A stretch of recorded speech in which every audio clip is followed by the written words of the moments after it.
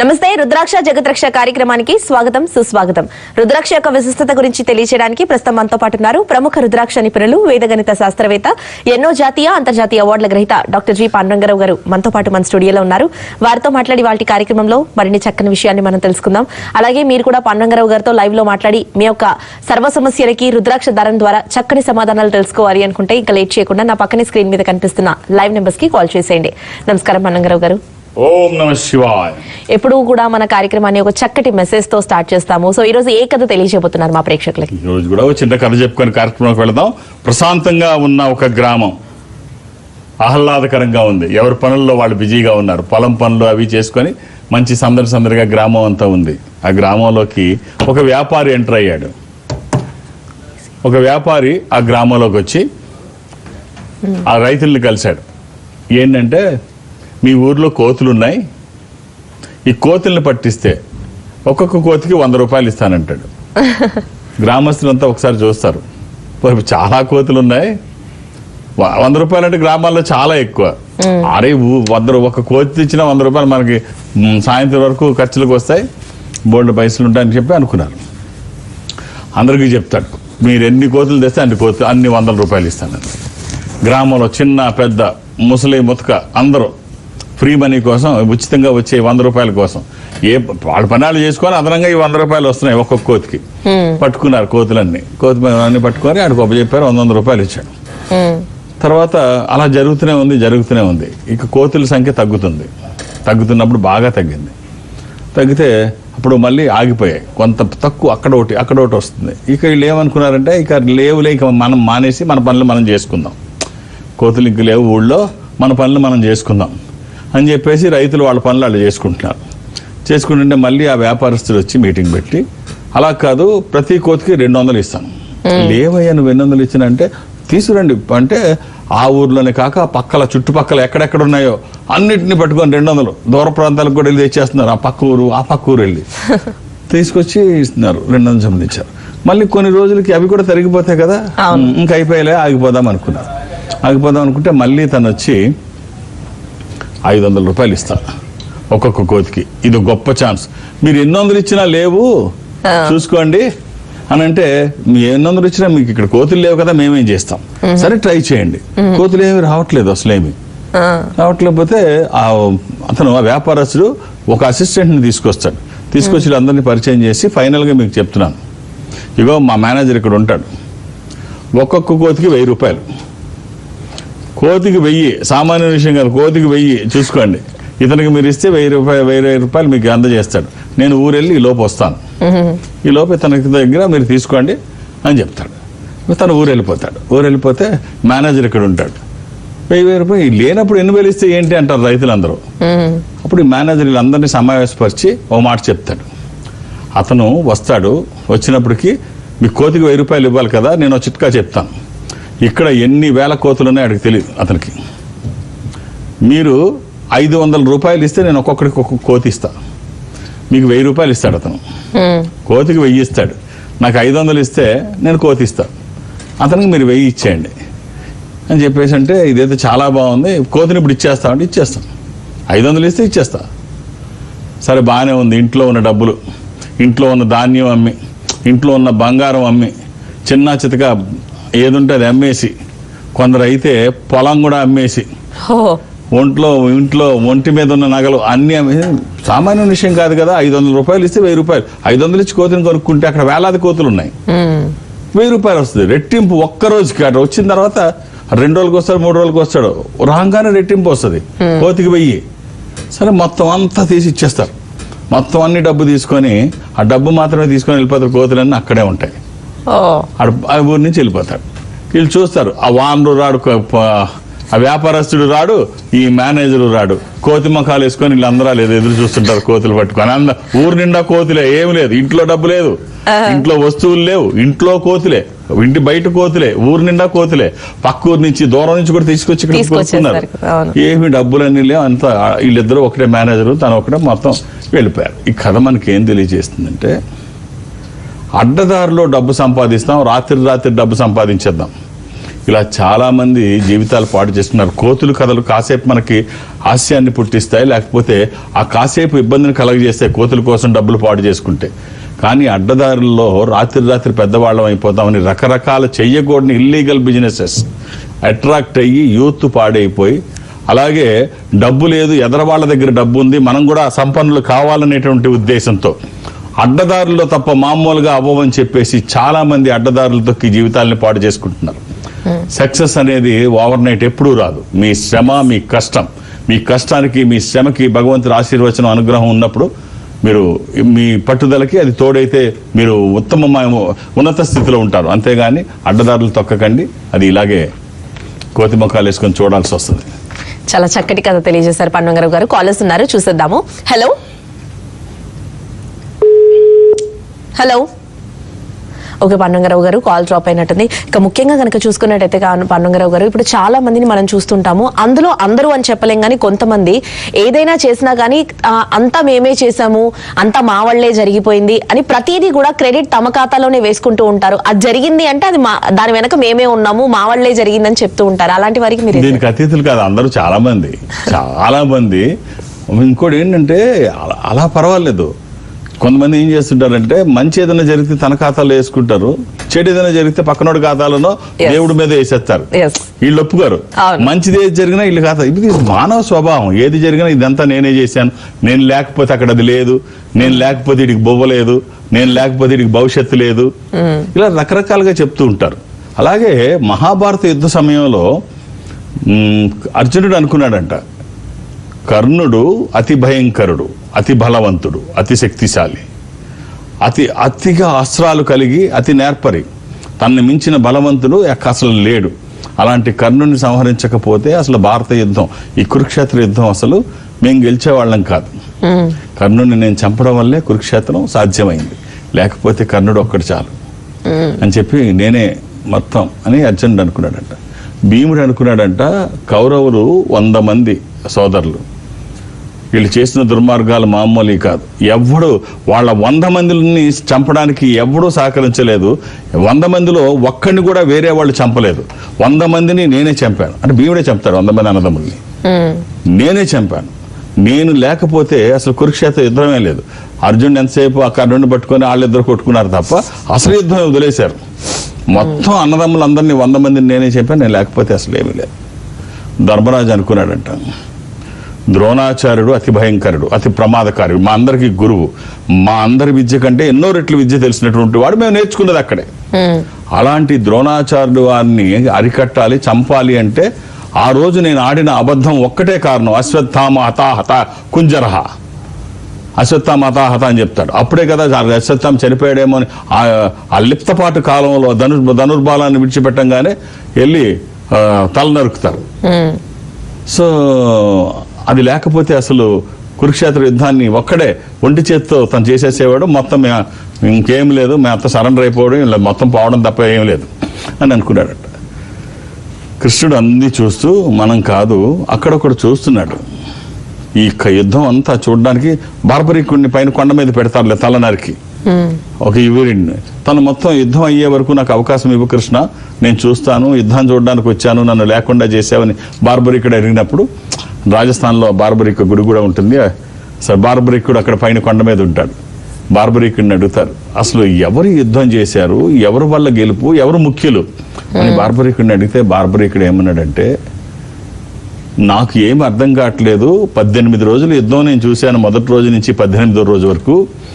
ఎవరు యుద్ధం చేస్తున్నారు అనేది, ఎవరు గెలుపొందుతున్నారో, ఎవరి యుద్ధానికి కారణం అని చూస్తే నాకేమీ కనిపించలేదు. ఎక్కడ చూసినా ఒక చక్రం అయితే తిరుగుతోంది, సుదర్శన చక్రం. ఆ చక్రం తిరిగిన తర్వాత అక్కడ కౌరవులకు ఎక్కడ ఏం కనిపించట్లేదు, అంతా పాండవుల పక్షమే కనిపిస్తోంది. ఈ చక్రం ఎందుకు వచ్చిందో, ఏం చేస్తుందో నాకు అర్థం కాలేదు. మొత్తం ఈ చక్రమే యుద్ధం చేసిందని చెప్తాడు.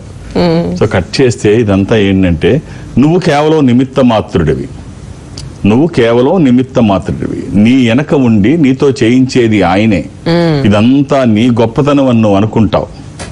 ఇదంతా గొప్పతనం అంతా క్రెడిట్ గోస్ టు భగవాన్. నువ్వు నమ్మిన భగవంతుడు, ఆయన మీద భారం అయి ఆయనే చేస్తాడు. నువ్వు ఎవరికాళ్ళు అనుకుంటారు, ఆయన ఇది లేకుండా ఎవరు ఏమీ చేయలేరు. ఏదన్నా గొప్పతనం వచ్చింది అంటే ఆయన అనుగ్రహం లేకపోతే నువ్వేమీ చేయలేవు. అవును. కాబట్టి ఆయన్ని గుర్తుపెట్టుకో, గొప్పతనం అంతా నువ్వే అని చంకలు కొట్టుకోకు. ఓకే అండి, కాలర్స్ ఉన్నారు, చూసేద్దాము. హలో హలో నమస్తే అండి, మీ పేరు ఎక్కడి నుంచి కాల్ చేస్తున్నారు? నా పేరు ప్రసాద్ అండి, విజయవాడ నుంచి. ప్రసాద్ గారు, పన్వంగరావు గారితో ప్రసాద్ మాట్లాడారు. గారు, ఓం నమ శివాయ. నమస్తే సార్. ఎలా ఉన్నారండి? ఇవాళ చాలా గొప్ప రోజు అండి. ఇవాళ పౌర్ణమి, మంచి రోజు కాలం మాట్లాడుతున్నాం. ఈ రోజు పౌర్ణమి, అలాగే శనివారము, స్వామివారి జన్మ నక్షత్రం ఆరుద్ర. ఇవాళ శని దోషాలు కూడా అన్ని పోతాయంట. కుంభరాశి, మీనరాశి, మేషరాశి వాళ్ళకి ఇవాళ శని పూజలు, అభిషేకాలు చేసుకుంటారు. విశేషమైనటువంటి రోజు, చాలా గొప్ప రోజు, ఈశ్వరుడికి చాలా ఇష్టమైన రోజు. ఆయన జన్మ నక్షత్రం ఆరుద్ర. ఈ పున్నమికి, ఈ పౌర్ణమికి కూడా విశేషమైనటువంటి ఎన్నో ప్రాధాన్యతలు ఉన్నాయి. రైట్ అండి, చెప్పండి, డేట్ ఆఫ్ బర్త్ ఇవ్వండి. 22/6 1969 సార్. ఎవరిదండి ఇది? నాది 120 సార్, మిడ్-నైట్ 120 అంటే తెల్లారి ఆదివారం అనగా, సారీ తెల్లారి సోమవారం అనగా. అప్పుడు 23 అవుతుందండి డేటు. 23 అవుతుంది. 23 అవుతుంది అది డేట్, 22 కాదు. ఇది మీరు నాకు ఇచ్చింది ఆదివారం అండి.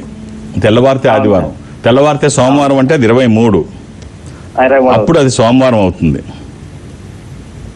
ఏం చేస్తున్నారండి? అవును సార్. సార్ నేను జాబ్ చేస్తున్నాను సార్. ఇది అష్టమి, శుక్లపక్షము, శుద్ధ అష్టమి. ఇది కన్యా రాశి. ఏం జాబ్ చేస్తున్నారు సార్? సార్ నేను గవర్నమెంట్ చేస్తున్నాను సార్. కొద్దిగా డిస్టర్బెన్స్ వచ్చింది. చెప్పొచ్చా డిస్టర్బెన్స్ ఏంటో? అదే సార్, కొద్దిగా ఈ మా వైఫ్ చనిపోవటం కొద్దిగా నాకు ప్రాబ్లం అయింది. I'm sorry. ఒక కాంబినేషన్ చెప్తానండి, అవకాశం ఉంటే ధరించండి. ఇవి వచ్చాక చాలా బాగుంటుంది. 7 ముఖాలు 10 ముఖాలు ఏకముఖి. 7 ముఖాలు లక్ష్మీ స్వరూపము, శని దోషములకి కూడా మంచిది. దశముఖి విష్ణు స్వరూపము, మానసిక ఒత్తిళ్లు తగ్గడానికి, వాస్తు దోషములు పోవడానికి, న్యాయపరమైన చిక్కులు అధిగమించడానికి. ఏకముఖి రుద్ర స్వరూపము, అపమృత్యు బాధలు లేకుండా. కుదిరితే ఈ 3 వేసుకోండి. 3 కుదరకపోతే ఒక్కటే వేయండి. వేసిన తర్వాత చాలా బాగుంటుంది. ఆ మార్పు ఏంటో మీరు చూస్తారు. అప్రశాంతత, ఒత్తిడి లేకపోవడం, అన్ని రకాలుగా బాగుంటుంది. ఆల్ ది బెస్ట్ అండి. మరో కాలర్ ఉన్నారు, చూసేద్దాము. హలో హలో చందానగర్ నుంచి మాట్లాడుతున్నారు. మీ పేరేంటి, ఎక్కడి నుంచి కాల్ చేస్తున్నారు? శంకర్ రెడ్డి, చందానగర్ శంకర్ రెడ్డి. పన్వంగరావు గారితో శంకర్ రెడ్డి గారు, ఓం నమ శివాయ. మీకు కూడా ఓం నమ శివాయ. శుభాకాంక్షలు. Thank you. ఈ రోజు విశేషమైన రోజు ఈశ్వరుడికి. శుభాకాంక్షలు మీకు. ఆంగ్ల నూతన సంవత్సర శుభాకాంక్షలు. Dilated, not deleted. మా డేట్ ఆఫ్ బర్త్ మా సన్ సార్ 5/3/1996. 96 సార్. మ్యారేజ్ కావట్లేదు సార్ ఈయనకి. అదే మంగళవారం పుట్టినట్టు తెలుసా అండి? సార్. ఏం చేస్తున్నారు మీరు? నేను రిటైర్డ్ పర్సన్ సార్. మా సన్ కొడుకు. ఇది మీ సన్నది.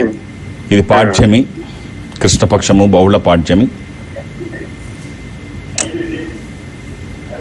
ఇది కన్యా రాశి. సార్, ఇప్పుడు మ్యారేజ్ అవ్వకపోవడానికి కొంత స్వయంకృతమే ఉంటుంది. కొంత స్వయంకృతమే. కంగారేముంది, 1 సంవత్సరం 2 ఏళ్ళు ఆగి చూద్దాం, ఇంకా మంచి సంబంధాలు వస్తాయేమో, ఇంకా మంచి అమ్మాయి దొరుకుద్దేమో, ఇంకా బాగా డబ్బున్న అమ్మాయి దొరుకుద్దేమో, మంచి ఉద్యోగస్తురాలు దొరుకుద్దేమో, మంచి కుటుంబం నుంచి వచ్చిన అమ్మాయి దొరుకుద్దేమో, లేకపోతే జాతకాలు ఇంకా బాగా కలుస్తాయేమో. కారణాలు ఏమైనా, దీనికి ఎవరు అతిథులు కాదు, అందరిలో ఉండేదే. మనిషిలో ఒక ఆశ అనేది ఉంటుంది, దీనికి ఎవరు అతిథులు కాదు. ఇది ఆశ అనేది మనం చాలా సందర్భాల్లో చెప్పుకున్నాం. ఆశ అనేది ఎలా ఉంటుందంటే, ఇప్పుడు చిన్న ఎగ్జాంపుల్, ఇప్పుడు పేరెంట్ లవ్లీ రాసుకుంటే తెల్లబడరని అందరికీ తెలుసు. పేరెంట్ లవ్లీ రాసుకుంటే తెల్లబడరు అందరు. మా చిన్నప్పుడు పేరెంట్ లవ్లీ రాసుకుంటే 60 రోజుల్లో తెల్లబడతారని ఆ కంపెనీ వాళ్ళు ప్రచారం చేశారు. తర్వాత 45 రోజుల్లో తెల్లబడతారని చెప్పారు. తర్వాత 30 రోజుల్లో తెల్లబడతారు. తర్వాత 21 రోజులు. కంపెనీ క్రమంగా మీరు చూస్తే తెలుస్తుంది. 3 వారాలు, తర్వాత 2 వారాలు, 14 రోజులు, తర్వాత వారం రోజులు. ఇప్పుడు మీరు ఫెయిర్ అండ్ లవ్లీ చూస్తే ఒక నీడిల్ ఇలా ఉంటుంది, ఇక్కడ నల్లగా ఒక అమ్మాయి ముఖం ఉంటుంది, 24 గంటలు నీడిల్ మీదకి ఇలా వెళ్తుంది. ఆ అమ్మాయి దగ్గరికి వెళ్ళంగానే అమ్మాయి తెల్లగా అయిపోద్ది. 24 గంటల్లో అమ్మాయి ఒకసారి తెల్లగా అయిపోతుంది. ఇది అంటే స్కిన్ టోన్ మారదు అని డెర్మటాలజిస్టులు అందరూ చెప్తారు. మీరు ఏమి రాసినా స్కిన్ టోన్ మీ రూపం అయితే, మీ రంగు అయితే మారదు. కొనుక్కున్నాడికి తెలుసు మారదు అని, అమ్మినాడికి తెలుసు మారదు అని, అయినా ఒక ఆశ నా వరకు మారతానేమో అని. సో ఈ ఆశ చాలా ప్రమాదకరమైంది. ఈ ఆశ ఉంటే ఇలాగే ఉంది. సో అంటే తప్పు కాదు, ఎవరు దీనికి అతిథులు కాదు, అందరూ దీనికి ఎవరు అతిథులు కాదు. సో కొంచెం ఆలోచిస్తే ఎక్కడో దగ్గర compromise. Life is nothing but compromise. మీరు కాంప్రమైజ్ అవ్వడానికి ఎక్కడో దగ్గర సిద్ధపడితే ఏముందులే తర్వాత చూద్దాం, వచ్చిన అవకాశం ఎంతో వదులుకోవడం, లేకపోతే అయ్యో ఆ కాకినాడ సంబంధం చేసుకుంటే బాగుండేది, కరీంనగర్ సంబంధం వదిలేసుకున్నాం అనవసరంగా అని తర్వాత బాటపడడం కాదు. తర్వాత ఈ మ్యాచ్ అవ్వట్లేదు జాతకపరంగా, ఇవన్నీ కాదు చూడాల్సింది. చూడాల్సింది ఏంటంటే అమ్మాయి అబ్బాయి ఒకరికొకరు ఈడు జోడుగా ఉన్నారా లేదా, వీళ్ళిద్దరూ బయటికి వెళ్తే జనం వర్షిస్తారా లేదా, అమ్మాయి అబ్బాయి ఒకరికొకరు నచ్చారా లేదా, అమ్మాయి ఆ ఇంటికి వెళితే వాళ్ళ ఇంట్లో మింగిల్ అవుతగలదా, వాళ్ళతో కలిసి జీవించగలదా లేదా, అక్కడికి వెళ్ళిన తర్వాత వాళ్ళ ఆర్థిక స్థితిగతులు ఏమిటి, వీళ్ళ ఆర్థిక స్థితిగతులు ఏమిటి, సామాజిక స్థితిగతులు, ఆ ఇంట్లో ఎవరికైనా పిచ్చుందా, ఇలాంటివన్నీ చూడమన్నారు. సో కాబట్టి కొంచెం ఆలోచించండి. ఒక రుద్రాక్ష చెప్తాను అబ్బాయికి, వేసి చూడండి, చాలా బాగుంటుంది. ఈ అబ్బాయికి త్రయోదశిముఖ రుద్రాక్ష, ఇంద్ర రుద్రాక్ష, రూలింగ్ రుద్రాక్ష, కమాండింగ్ రుద్రాక్ష, అనుకున్నది సాధించడానికి, సంకల్పం సిద్ధించడానికి, కోర్కెల సాఫల్యం కోసం జాతకపరంగా అవసరమైంది కూడా త్రయోదశి, అది కుదరకపోతే నవముఖి, దోషాలు నివారించడానికి. All the best. ఇక పండుగరావు గారు, మిమ్మల్ని కలవాలి అనుకునే వారికి మీరు ఎప్పుడు అవైలబుల్ గా ఉంటారు? ఒక్కసారి మీ పర్యటన గురించి మన ప్రేక్షకుల కోసం.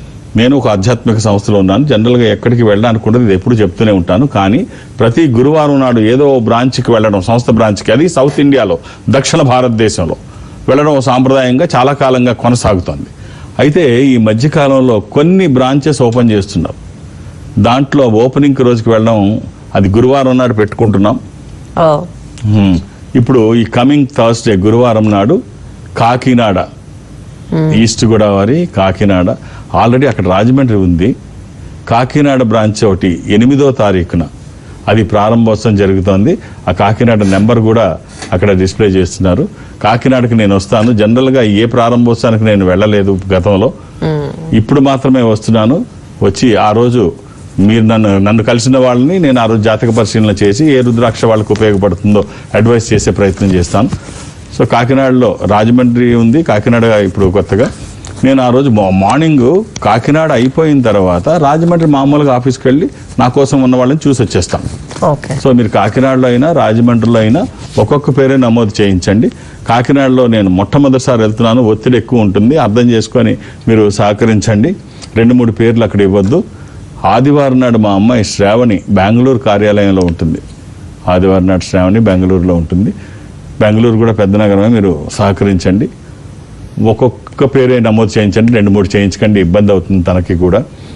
ఇక హైదరాబాద్లో నన్ను కలవడానికి నేను ఎవరికి అపాయింట్మెంట్స్ ఇవ్వను, ఏ రికమెండేషన్ తీసుకోను. నన్ను కలవడానికి ఇవేమీ అవసరం లేదు. దూర ప్రాంతాల నుంచి కూడా ఇక్కడికి రావక్కర్లేదు. ఈ సంస్థ అన్ని చోట్ల ఎందుకు ఇప్పుడు మళ్ళీ ఇవన్నీ ఓపెన్ చేస్తున్నారు, ఎందుకు ఎక్కడికక్కడ పెట్టాల్సిన అవసరం ఏమిటంటే పూర్వంలాగా పరిస్థితులు లేవు. ఇప్పుడు మనం టీవీల ముందు కూర్చొని గంటలు గంటలు చూసే పరిస్థితులు లేవు. తర్వాత ఎంత దూరమైనా వెళ్ళి తెచ్చుకునే పరిస్థితులు ఇప్పుడు లేవు. ఎక్కడ అంతా రీల్స్కి అలవాటు పడిపోయారు. సెకండ్స్లో చూసేయాలి, నిమిషాల్లో చూసేయాలి. అలాగే ఏది పక్కన ఉంటే అది, లేకపోతే ఆన్లైన్లో తెచ్చేసుకోవాలి. మనం వెళ్ళే పరిస్థితి లేదు. ఇది ఈ కల్చర్ పెరిగిపోయింది. ఆధ్యాత్మిక విషయాల్లో కూడా ఇదే ఉండడం ఇది ఒక ఇంత దురదృష్టకరం. ఇప్పుడు ఇది స్పిరిచువల్ ప్రాపర్టీ, కన్స్యూమర్ ప్రోడక్ట్ కాదు. కన్స్యూమర్ ప్రోడక్ట్ అయితే మనం ఎక్కడి నుంచి, దీంతో ఏమవుతుంది అంటే ఈ ఆన్లైన్లో ఉండేటప్పటికి మీరు ఒక్కసారి ఈ అమెజాన్లోనో ఎక్కడ ఒక్కసారి మీరు రుద్రాక్షలు, మీకు కావాల్సిన రుద్రాక్ష దాని ప్రైస్ ఎంతో అడగండి, నెగ్లిజిబుల్ ప్రైస్ ఉంటుంది, చాలా తక్కువ ఉంటుంది. ఇది నిజం కాదు. ఇదే నిజం అనుకొని తెచ్చుకొని నిజమైన రుద్రాక్ష దగ్గరికి వచ్చేటప్పటికి వీళ్ళు ఎక్కువ తీసుకుంటున్నారేమో రాంగ్ మెసేజ్ వెళ్తుంది. ఇక్కడ ప్రైస్ ఎక్కువేమో సంస్థలో. మీరు ఒక 30-40 ఒక మంచి సంస్థలు ఉన్నాయి భారతదేశంలో. ఆ సంస్థల్లోకి వెళ్ళి ఆ ప్రైస్ చూస్తే మీకు అర్థమవుతుంది. రుద్రా లైఫ్, రుద్రా సెంటరు, రుద్రాక్షరత్న, ఇలాంటివి 30-40 వెబ్సైట్స్ ఉన్నాయి జెన్యూన్గా చేసేవాళ్ళు. అవి చూస్తే మీకు అర్థమవుతుంది. ఈ ఆధ్యాత్మిక సంస్థ ఎన్నో సంవత్సరాల నుంచి, 33 సంవత్సరాల నుంచి ఉంది. చిన్న పొరపాటు ఇక్కడ జరగదు. కొంచెం ప్రైస్ కూడా ఎక్కువ ఉండడానికి లేదు. ప్రైవేట్ వాళ్ళతో కంపేర్ చేస్తే చాలా తక్కువ ఉంటుంది. సో ఇది తెలియాలి అంటే ఎక్కడ అవసరం ఉంటే అక్కడికి మనం వెళ్ళాలి, మన దగ్గరికి రావడం కాదు. అందుబాటులో ఉంటే ఈ ఆన్లైన్ జోలికి ఆధ్యాత్మిక విషయాలు కూడా వెళ్ళవు. ఆన్లైన్కి వెళ్ళేవి అవి వేరేగా ఉంటాయి. అందుకనే ఎక్కడికక్కడ పెడితే వాటి ఇది తెలుస్తుంది, అవసరం తెలుస్తుంది. ఈ ఆన్లైన్కి వెళ్ళి నకిలీలు తెచ్చుకునే అవకాశం తగ్గుతుంది. అందుకోసం సో కాకినాడలో నేను 8వ తారీఖు ఉంటాను. సో నన్ను కలవడానికి హైదరాబాద్లో నేను ఎవరికి అపాయింట్మెంట్స్ రికమెండేషన్స్ ఉండవు. నేను ఉన్నప్పుడు వస్తే చూసేస్తాను. అలాగే దూర ప్రాంతాల నుంచి కూడా ఇక్కడి వరకు రావక్కర్లేదు. ఈ సంస్థ అన్ని చోట్ల ఉంది. అక్కడికి మీరు వెళితే వాళ్ళతో మాట్లాడించే ప్రయత్నం చేస్తారు, మాట్లాడే ప్రయత్నం చేస్తాను. ఉదాహరణకి అది బెంగళూరు కావచ్చు, లేకపోతే గుంటూరు కావచ్చు, నిజామాబాద్ కావచ్చు. మీరు అక్కడికి వెళితే వాళ్ళతో మాట్లాడించే ప్రయత్నం చేస్తారు, మాట్లాడే ప్రయత్నం నేను చేస్తాను. మనం డైరెక్ట్గా కూర్చొని మాట్లాడుకునేటువంటి అవకాశం ఉంటుంది. అర్థం చేసుకొని సహకరించండి. ఇక పన్నంగరావు గారు, మీరు కూడా ఎప్పుడూ అంటూ ఉంటారు, చాలా మంది కూడా దగ్గర కూడా నేను విన్నాను, ఏది లేనప్పుడు ఆ దేవుడే దిక్కు, అన్ని ఆ దేవుడే చూసుకుంటాడులే, భారం మొత్తం భగవంతుడి మీదే వేద్దాము Yes. అని చెప్పేసి అంటుంటారు. నమ్మకం చాలా అవసరం. మూఢనమ్మకం ప్రమాదం, నమ్మకం అవసరం. నీకు ఏ ఆధారం లేనప్పుడు అన్యదా శరణం నాస్తి, ఆయన మీద భారం వేసే ఖచ్చితంగా ఏదో రూపంలో ఆయన వస్తాడు. ఏదో ఒక రూపంలో ఖచ్చితంగా. ఇది మీరు విశ్వసిస్తే మీ అందరికీ ఎక్కడో దగ్గర ఇలాంటి అనుభవాలు ఉండి ఉంటాయి. ఎక్కడో దగ్గర ఇలాంటి అనుభవాలు ఉండి ఉంటాయి. ఒక ఫోన్ మోగుతోంది. ఒక పెద్ద ఆయన వెళ్ళి ఫోన్ మోగుతుంది అని చెప్పేసి చూసి ఆ ఫోన్ తీసుకున్నాడు. ఫోన్ తీసుకొని ఎత్తితే ఫోన్ ఎవరు లేరని ఫోన్ లిఫ్ట్ చేశాడు. ఒక ఆడగొంతు అట్నుంచి, అమ్మ, తల్లి మాట్లాడుతుంది కూతురుతో, అమ్మ మన పరిస్థితి బాగలేదు, మీ నాన్నకి ఆరోగ్యం బాగా పాడైపోవడం వల్ల నీకు పరీక్షలకి కట్టాల్సిన డబ్బు మీ నాన్న ఆపరేషన్కి అడ్వాన్స్గా కట్టాల్సి వచ్చింది. ఇంకా చాలా డబ్బు కట్టాలి. నువ్వు ముందు చదువు కొనసాగించే అవకాశాలు లేవని నాకు అనిపిస్తుంది. నువ్వు ఆశలు వదిలేసుకో, చదవాలనే ఆలోచన మానుకో. నాన్న పరిస్థితి ఏంటో, ఇంటి పరిస్థితి ఏంటో, రేపు ఇల్లు ఎలా గడుస్తుందో, ఈ ఆపరేషన్కి డబ్బు ఎక్కడి నుంచి తెస్తామో, నీ భవిష్యత్తు ఏమిటో అన్నీ ప్రశ్నార్థకంగా ఉన్నాయి, నాకేం అర్థం కావట్లేదు అని చెప్పి ఫోన్ కట్ చేస్తుందమ్మా. సరే, ఆ ఫోను అర్థం కాదు అతనికి. ఈలోపు ఒక అమ్మాయి నడుచుకుంటూ వచ్చి, నా ఫోన్ ఇక్కడ ఉందా అని అడుగుతుంది. ఈ ఫోన్ నీదేనా అమ్మా అని అడుగుతాడు ఈ పెద్ద ఆయన. నాదే అంటే, నీదని నాకు ఎలా తెలుస్తుందమ్మా? నా ఫోన్ తీసుకో, నా ఫోన్లోంచి నీ ఫోన్కి ఒకసారి రింగ్ ఇవ్వు. నా ఫోన్ తీసుకో, నీ ఫోన్కి ఒకసారి రింగ్ ఇవ్వు, అప్పుడు రింగ్ అవుద్ది కదా, నీకు ఇచ్చేస్తాను. సో ఈయన ఫోన్ తీసుకొని, తన ఫోన్ నెంబర్ తనకు తెలుసు కదా, రింగ్ చేసింది. రింగ్ చేసి ఇక్కడ రింగ్ అయింది. నీదేనమ్మా, తీసుకో అని చెప్పి ఇచ్చేస్తాడు. ఇచ్చేసి, నేను కొంచెం బాత్రూమ్కి వెళ్ళి వస్తానమ్మా, ఈ మూట ఒక్కసారి పట్టుకో, ఇది ఒకసారి పట్టుకో, నీ దగ్గర నుంచి నేను వచ్చేస్తాను. ఈ అమ్మాయికి ఇచ్చి వెళ్తాడు ఆయన. ఈ అమ్మాయి చూస్తుంటుంది, ఎంతసేపటికి రాడు, నిమిషాలు గంటలు అవుతుంటాయి. అప్పుడు ఫోన్ చేస్తాడు ఒక గంట తర్వాత, అమ్మా నువ్వు అక్కడే ఉన్నావా అంటే, ఇక్కడే ఉన్నానండి, మీకోసం ఎదురు చూస్తున్నాను, ఈ మూట నా చేతిలో పెట్టి వెళ్ళిపోయారు, ఎక్కడికి వెళ్ళిపోయారు, మీకోసం చాలా నాకు కొన్ని పనులు ఉన్నాయి, మా నాన్నకి బాగాలేదు. అమ్మ కంగారు పడకు, ఏదైతే ఉందో దాంట్లో 25 లక్షల రూపాయలు క్యాష్ ఉంది.